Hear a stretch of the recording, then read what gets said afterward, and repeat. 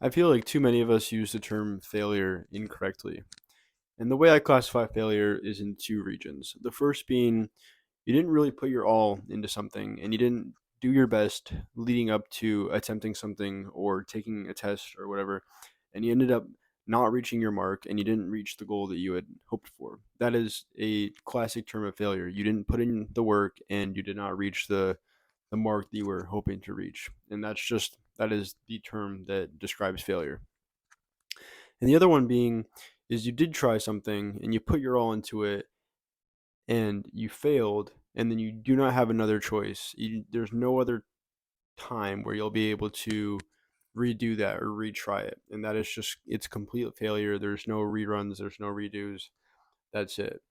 And this can be, failing a test that you put your all into and you didn't reach the mark that you would like to, or you didn't really try and you still failed, and there's no redoing it. That's the score that you're gonna get. Or with NASA, when they put a rocket into space and they spent all this money and these years building the rocket, perfecting it, and then it blew up going through the atmosphere.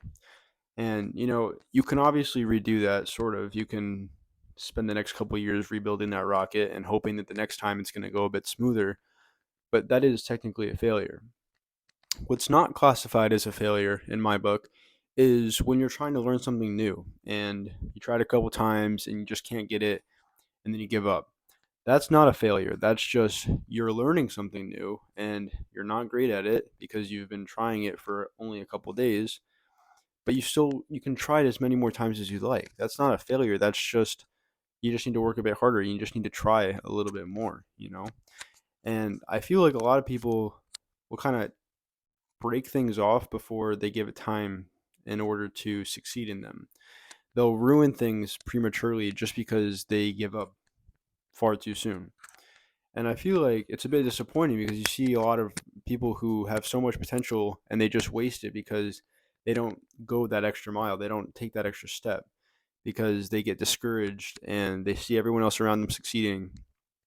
And they kind of let it just affect them so deeply that they're like, what, I can't do this anymore. And they cut something off that they have no idea how far they could have gone with. I see this a lot in my job. I work as a lifeguard at a pool, and in order to swim in the deep end, the kids have to do a swim test. They got to swim down on their front, and then they got to do a little back float in the water for 30 seconds, and they got to swim backstroke all the way back. And it's kind of hard for me to have to say that, hey, I don't think that you're ready to swim in the deep end, and I got to give you. They're identified by a green bracelet, which means they can swim in the deep end, and a red bracelet, which means they can't. And it is hard for me to give a red bracelet to a kid when all of his friends before him just received a green necklace.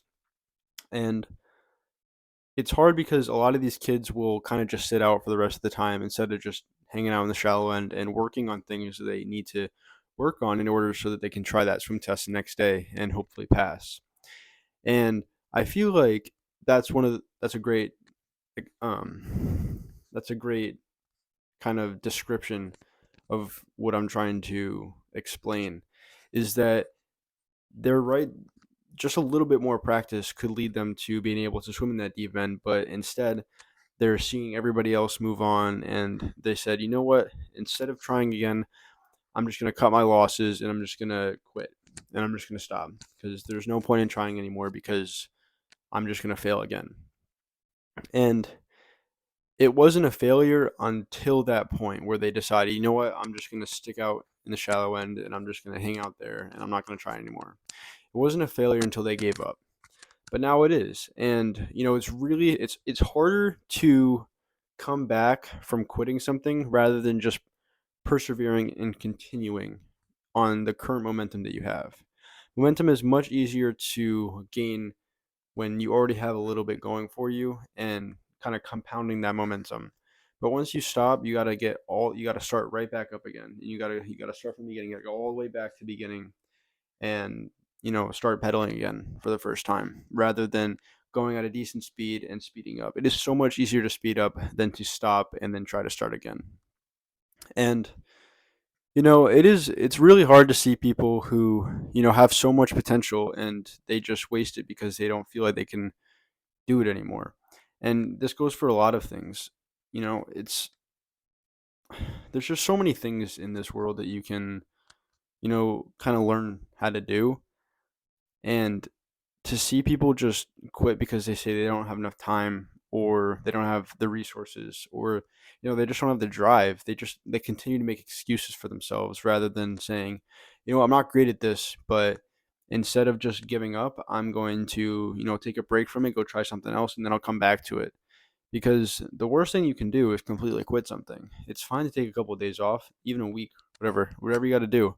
But as long as you, kind of set a goal for yourself to come back to it, then that's really all it takes. Just putting a mark on your calendar saying, I'm going to take a week off, but on Monday this is when I'm going to start this back up again, and this is how I'm going to start. You know, my mom, for example, these past couple summers, she's wanted to learn how to juggle a soccer ball, and she tried for one summer, and then she took a summer off, and then she took another summer off. But this summer she got right back into it, and obviously she took that really long time off, but the fact that she got back into it is the most important thing. Because sure, she took that time off, and she probably would have been better off if she had just kept trying. But it's hard when you're trying to learn something new, and especially as people get older, they start to lose motivation because they realize that I should have just done this when I was younger. Like, this isn't really for me anymore. I'm this many years old. I don't really have time for this, or I just, it's just maybe in another lifetime.